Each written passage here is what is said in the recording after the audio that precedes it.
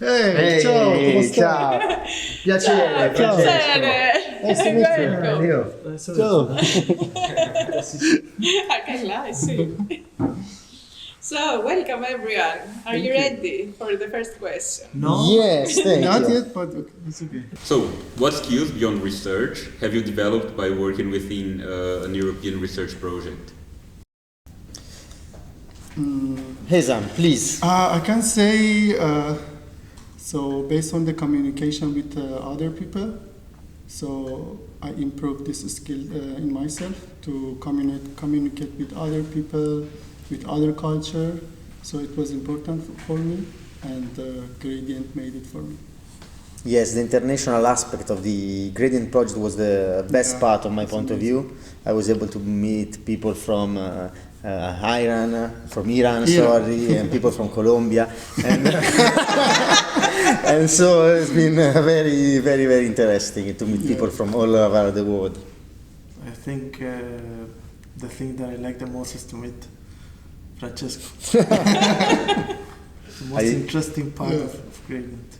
The skills of interacting with other people of a lot of different backgrounds. Yes. It's challenging but also very fun that you get it at the end of the experience, definitely. I would say the skill of being interviewed. I would say definitely presentation skills, because we had a lot of events where we had to present our progress, and soft skills as well, because we had a lot of soft skills training. Yeah, a lot of interpersonal skills. So yes, well, for sure, communication skill was by far, and I think many people can agree about this, particularly in English, multicultural, okay, and also some traveling skills. I learned how to make my suitcase in like 15 minutes. You forget something when you're packing within 15 minutes? It has happened that have forgot some very important stuff, like my passport. I forgot my passport once, but I noticed before going to the airport, so good. Good for you. Yes. What advice would you like to give to someone who is starting their PhD or who is thinking about doing a PhD? I think make a good connection with their supervisors. So before they start to find a PhD position, so talk with the supervisor and know exactly what the supervisor wants to do in their PhD. I think it's really important. I would also say that consistency is the most important thing. It's just to be consistent through time, to work but to think also in a long term, to solve a problem, a project. I think that could be the key, just to keep doing it. Sometimes it could be hard, but usually it's like going through life. There are some things that takes a lot of time, and you need to be consistent, to be organized, and to plan accordingly, to plan and to act accordingly. Yes, and also I would say just simply go for it. It's just 3 years; they pass very, very fast. Yeah, that's true. Everyone will say that after 3 years we say yes. We cannot You can remember fall in love. yes. You can fall in love in 3 years. So a lot of things happens, and don't be too stressed. Try not to be too stressed. you are thinking too much. Don't do it. Don't do the thinking. Don't do the thinking process. Overthinking. Do that. I would say don't compare yourself to others, and also that every PhD can be very different to every other PhD, so I don't know. If I go back, for instance, I would research very well where I'm going, who I am going to be working with, because it's going to be 3 years of your life. Yeah, pay attention to the topic, think it very well, and have passion about this, for sure. You need a lot of passion. Yeah, exactly. It's important that you like it. And a lot of organization, I would say. Yes. And also, what you said about comparing yourself, It's quite important.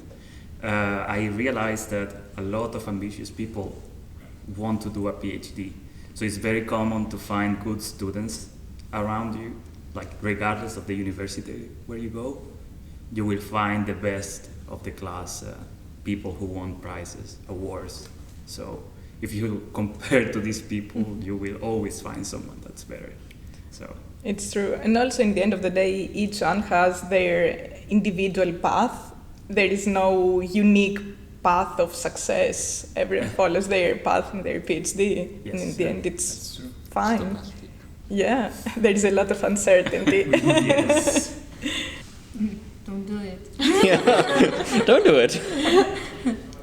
Just do it. I like that.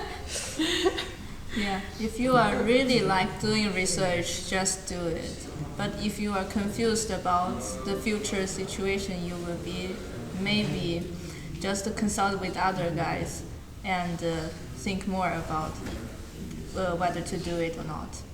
Yeah.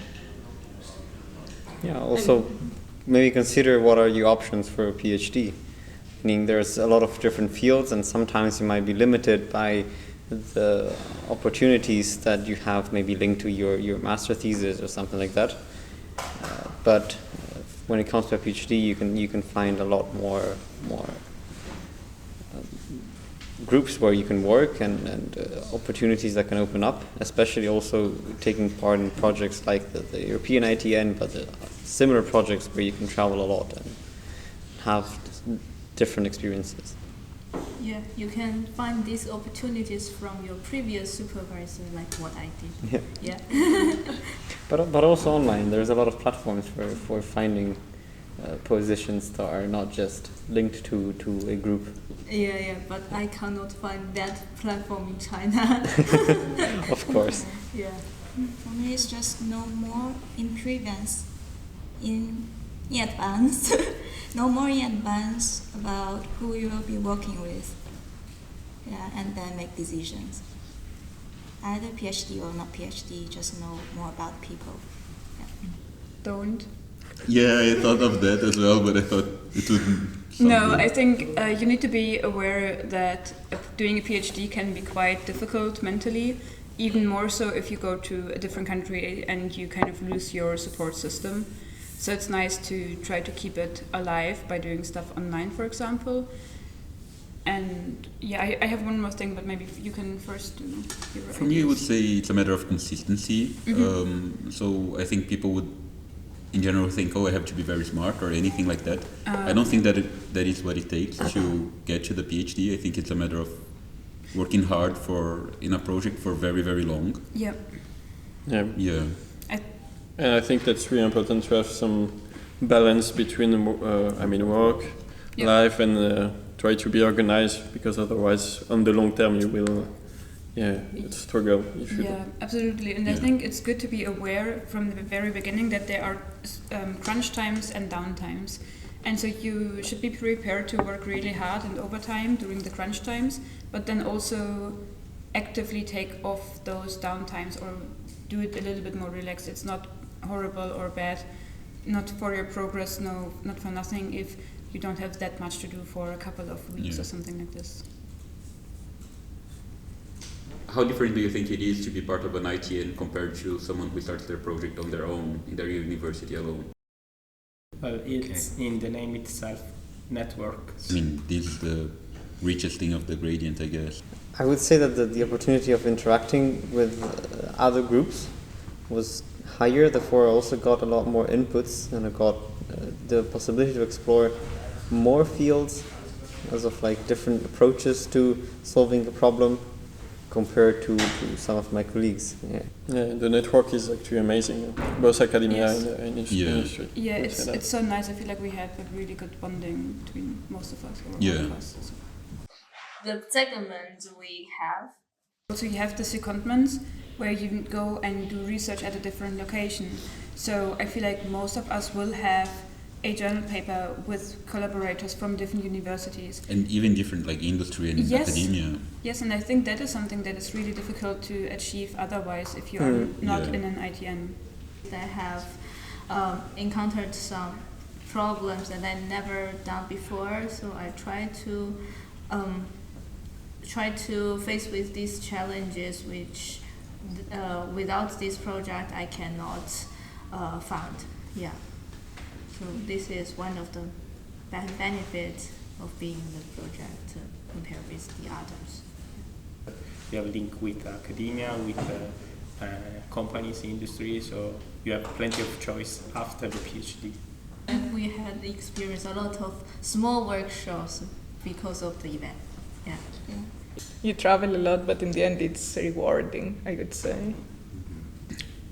So I think working in an ITN compared to other more local research projects, you have a lot of intercultural communications. You go to different countries, you travel a lot, and I think this is really fun. Yeah, indeed. And you had many opportunities also to present what you're doing, so and also to speak English from my side. So it's also a thing that I require. Communication. I mean, language skills, something that we improved a lot in general.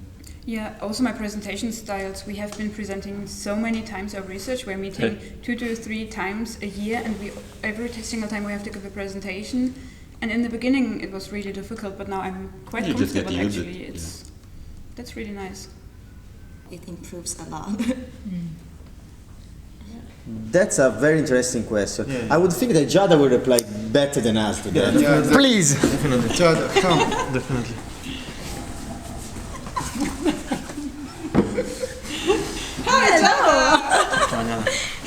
Hello, Jada.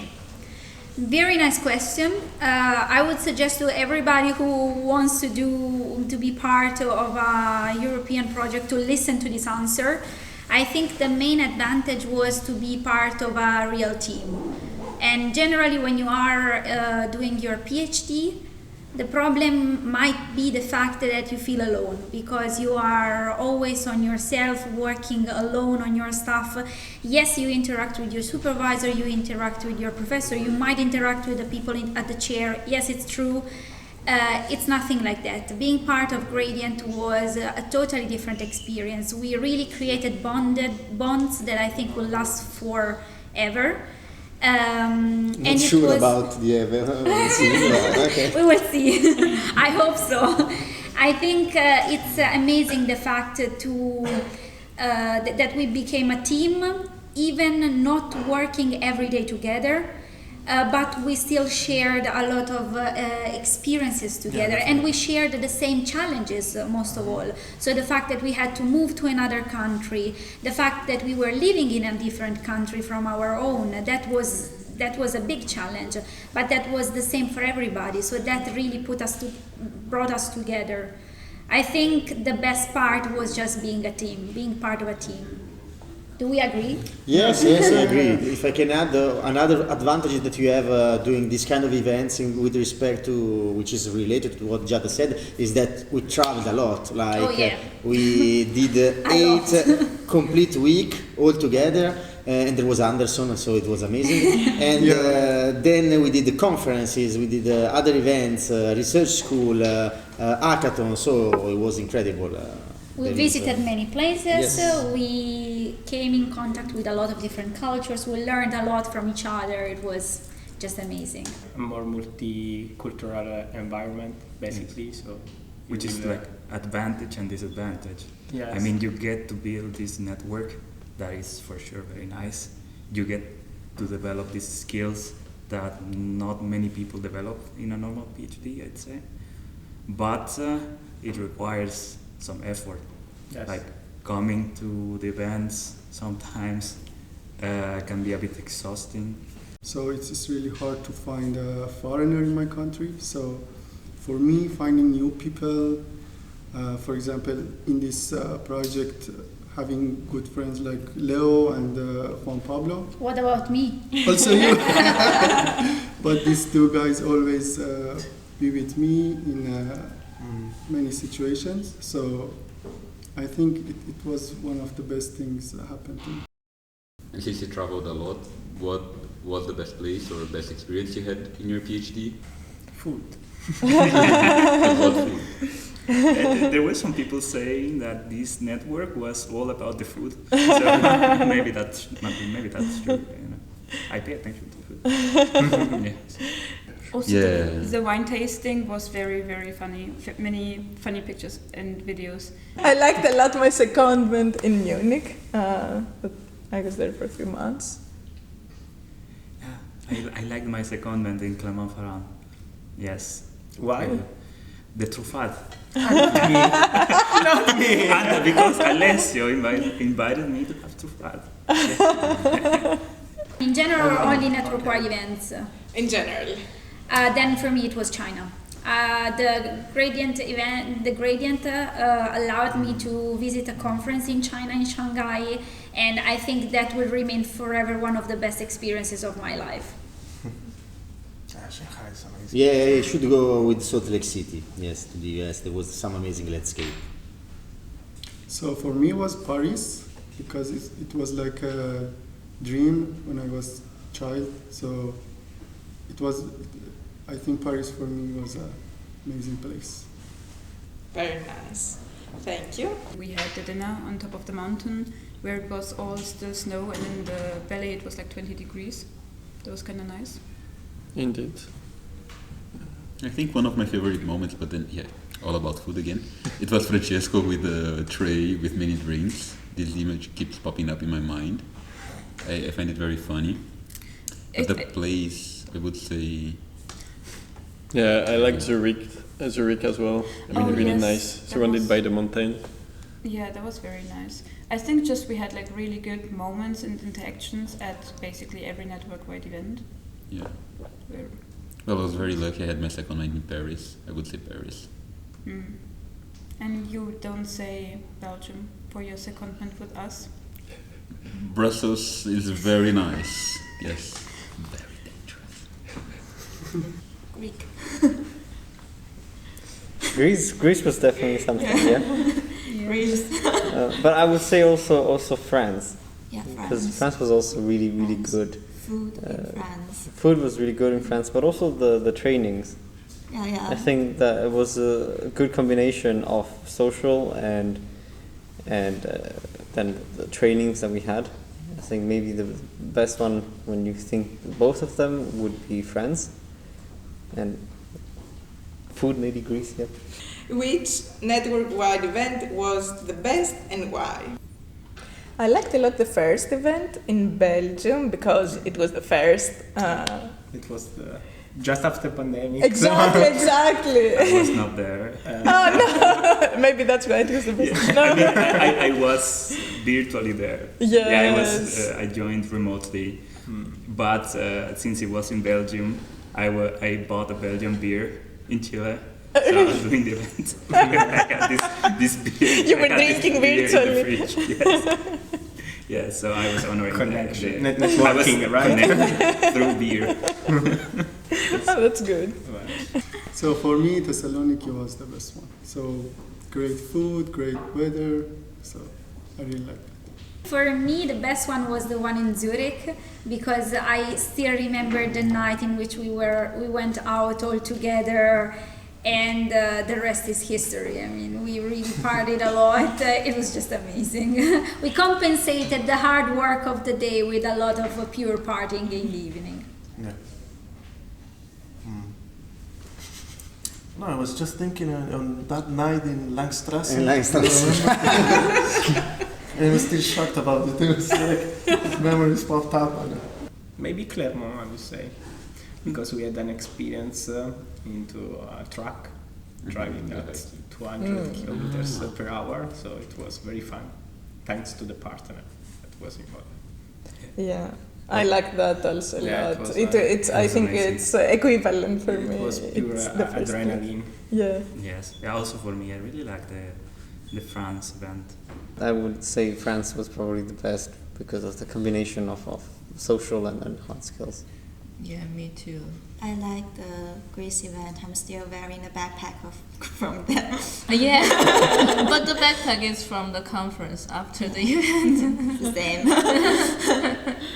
I just remembered the food in Thessaloniki was amazing. Mm-hmm. In Athens, in Athens was good as well. I would say that the best event was also Greece, at least for me. I think so. It was really nice to be on the boat as well.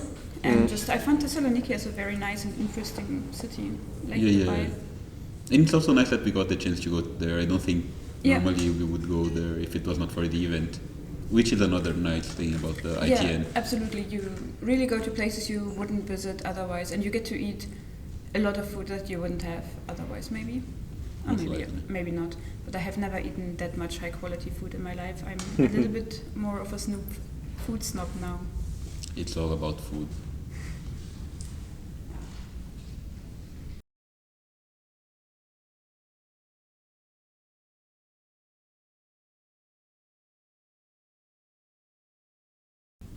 Best food eaten? Objectively speaking, Greece. Were you there? I was not, but I'm sure about it. Not some bias. I would have to agree that Greece Was very the good. best. Yeah, That's very good. Yes. it was so easy this question. Thessaloniki. Thessaloniki, for sure. Yeah, but in terms of a dish, a particular dish, So I food. wouldn't say. I mean, You want a dish? The fish in Thessaloniki. Like there was this big fish. Really? okay, For me, it was jellyfish at the conference dinner in Shanghai. jellyfish. Jellyfish. I tried fish with vinegar, and I didn't recommend it. It was in Hangzhou, but Greece. Clermont. I would go for Greece as well. The best of And the food. best Chinese restaurants. The best Chinese restaurant is in Clermont-Ferrand. Okay. Yeah. Agreed. Agree. Yeah, I really like that food. I went there twice. Agree. Durian was great. Yeah. Where did we have the best wine? Yeah, in Clermont. Yeah. Was Italy involved in the project? I have to say, Milan was the worst. Italy. Yes. It was not even considered when talking about food, yes. No, I'm sorry. The food in Italy was quite disappointing. Yeah. Sorry. The worst. If your project had the mascot, what would that be and why? My mascot would be Anderson. no, I would say I think it would be. Paolo. Paolo. Well, I'll go for it as well. Yeah. Rita? Unicorn. Yes, a unicorn. Rita. Rita! Yeah, exactly. I got suggested. Rita! Yeah, Rita. Representative of the of mascot. yeah. Needs to be the mascot of Drake. Yeah. And why we can say. No, it's a secret. There's no discussion on why. We all know why. We saw things we cannot unsee. Exactly.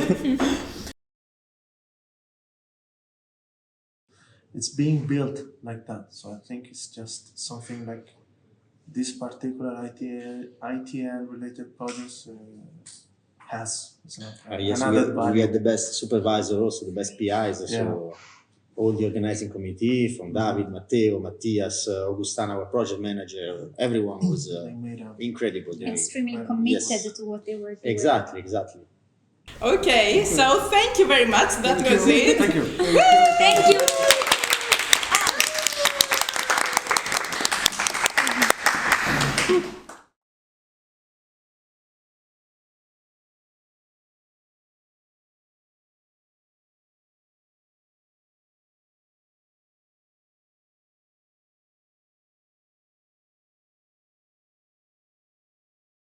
So, what do you think having shot before? Like when you say bullshit, you can cut it. So the whole department Exactly, like you project can completely cut me. Like I just want the picture with Leo and the heart. Thank you, but I've never met anyone so beautiful as Leo. Bromance. Yeah. I like it. That's a different thing. Sorry, can I drink a little bit? I'm very thirsty. Okay. You can do whatever Oh, the this fuck. is water, eh? Yes, there is some cocaine I'm in not it. Negroni.